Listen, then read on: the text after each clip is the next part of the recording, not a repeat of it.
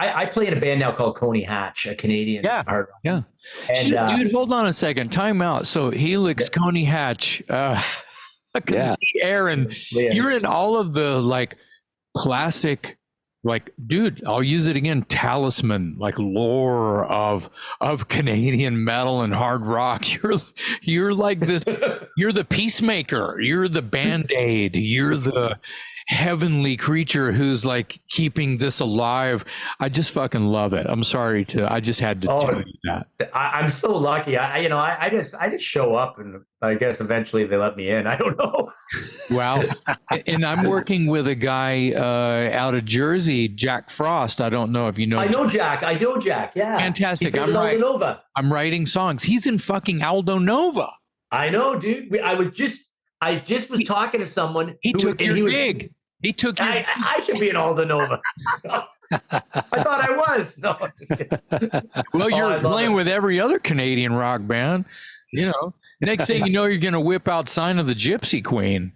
Oh, I got the call, man. I got a call. Oh my God. Here's my April Wine story. Dude, April Wine's on the cruise coming up. I know. I want to get back on there. Yeah. But I got a call to play bass with them from their tour. I just gotten off the road with Gilby Clark playing bass, and I got a call because their tour manager was from my hometown, Steph, and he goes, "Hey man, our bass player is gone.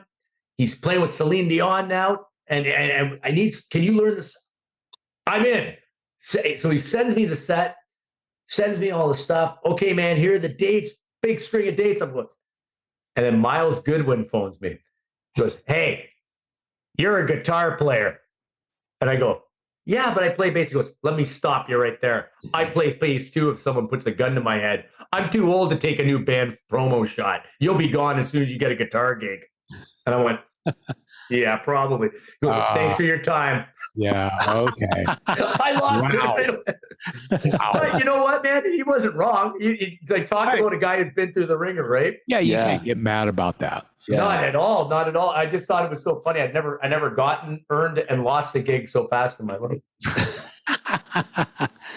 Well, speaking of all your gigs, and we don't have time to go into it all today, but just to recap, you know, you've played or play in Helix, Coney Hatch, Lee Aaron, the Metal Queen, pop star Nelly Furtado.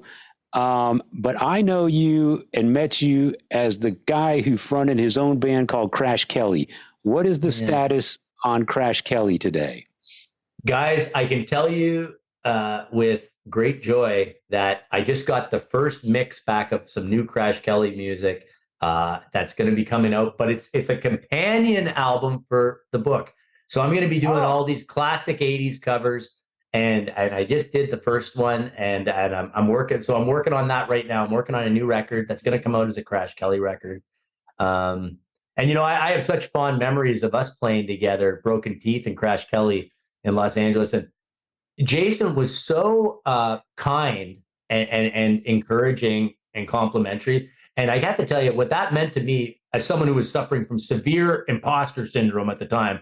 Why do I have a record deal? Why am I in LA? This is to get that kind of feedback from someone you really admire and you looked up to, and you had their records and you listened to over and over again, was very, very.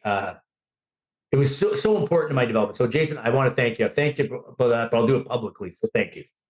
Well, you're welcome. I am very impulsive, and if I'm having a feeling, I'm sure that's where it was coming from. So it was genuine, and I was walking up to you to go, yeah, yes. So it was a genuine excitement for me to be able to tell you whatever you said I told you. You know what, man? We were talking about touch. You talked the way you played. It was the way I played guitar, and like just you the way I touched. And I just said, wow, no one's ever said that to me or articulated that to me. And that just, you know, you take that with you then. Like that's something that you take with you and you're confident about, and you go and you bring into your other work. So thank you. You're welcome. You mentioned that this upcoming Crash Kelly album is basically cover tunes because it's a companion piece to your Don't Call It Hair Metal book. Yeah. Is there any plans in the future for another album of original material from Crash Kelly? Yes. In fact, I have some songs that I wrote with a fellow named Mo Berg. I don't know if you're familiar with a band called The Pursuit of Happiness. Great Canadian. Listen, check them out. A fantastic Canadian power pop band. They were Guns N' Roses' favorite band back in the day. I know that. Gilby Clarke told me that. Yeah. So check them out. The Pursuit of Happiness. And so Mo and I wrote a few songs recently that I have there waiting to go. It's just, I've been busy with other things, but now is the time in my life after writing this book. I am feeling I feel like it's something I need to do. It's funny, today, I will tell you this. I was down at my studio and I'm singing I Want to Be Somebody by Wasp. Oh. And I was able to put myself into the place of my 14-year-old self and sing that. And it was an incredible experience. What a gift to have that song out there in the universe.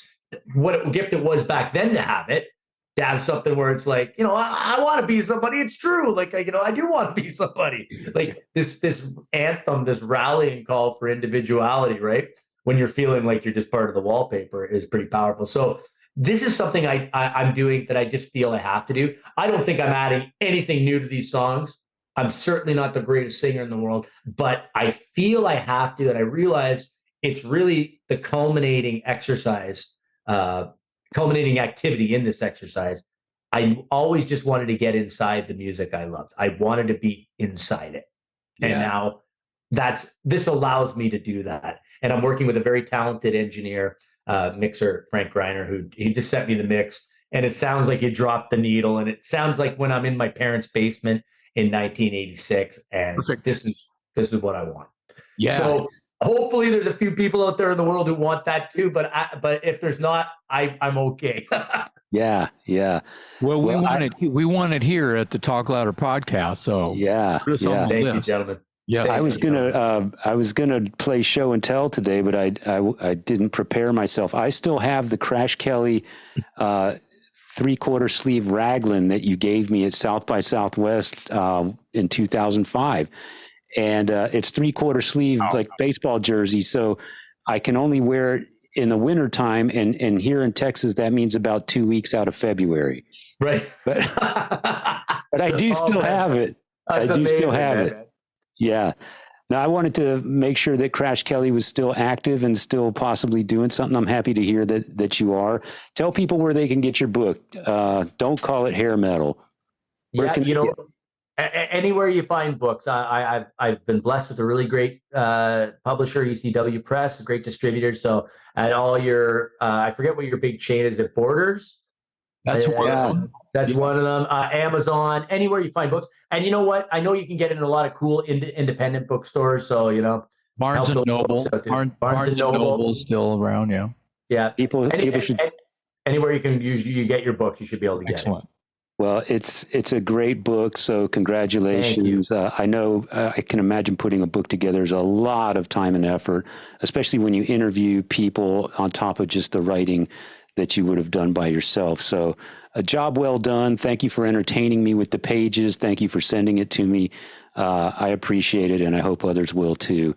Don't Call It Hair Metal.